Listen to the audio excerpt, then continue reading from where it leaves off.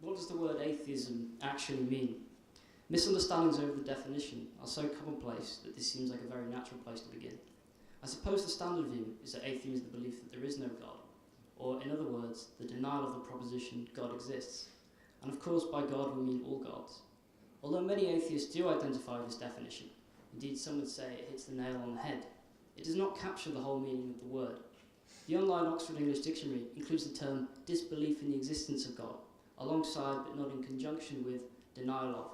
To disbelieve a proposition is to have an absence of belief as regards to its truth or falsity, which is clearly different from believing that the proposition is false. This is how I would characterise my atheism.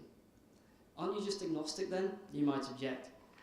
It is often supposed that belief in God is a spectrum, with atheism and theism at opposing ends, and agnosticism in the middle. The agnostic is thereby free from the closed-minded dogma demonstrated at both poles in equal measure.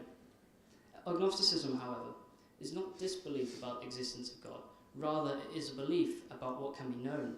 If an atheist finds the notion of God unintelligible, then as far as his views about God are concerned, he is agnostic. Atheists who hold that God is a scientific hypothesis that will probably be disproven are committed to a much weaker form of agnosticism. So contrary to some atheists, I do not think that agnostics are fence-sitting, self-deceiving cowards.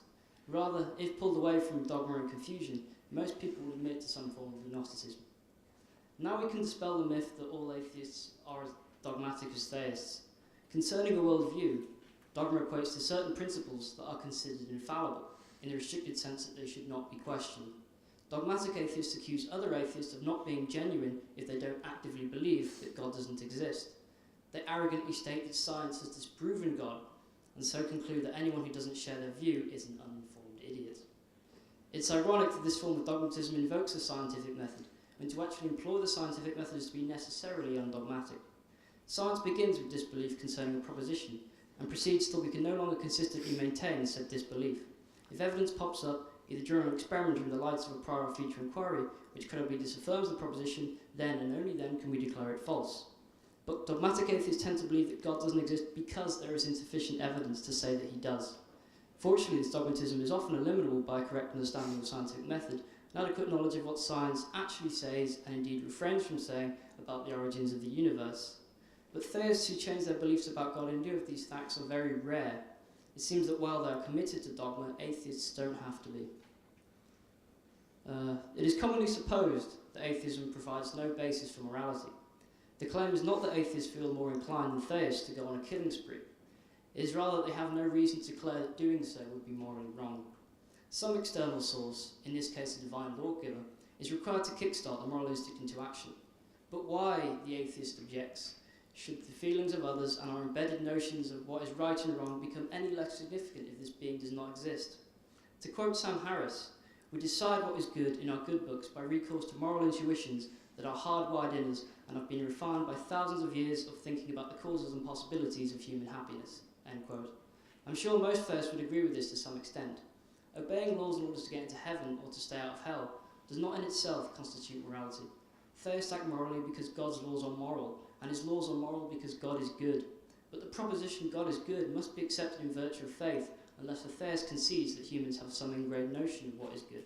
Inextricably, it is this ingrained notion that provides reason for acting morally. But how can atheistic evolutionary theory account for our moral intuition? After all, doesn't it teach that all organisms are inherently selfish, out to preserve their own genes at the expense of everyone else? The theory teaches that something is selfish, but it certainly isn't the organism. As Richard Dawkins puts it, the unit of natural selection is not the selfish organism, but the selfish gene. It is the gene that, in the form of information, either survives for many generations or does not. End quote.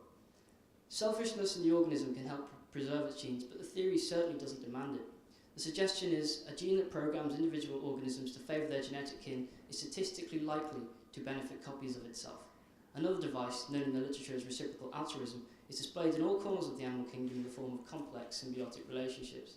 Again, it is unsurprising that the genes responsible for such behaviour will propagate over time. Of course, further structures are required to account for the complex altruism exhibited by human beings, but one cannot deny that Darwinian foundations can be adequately put in place. Thanks for listening.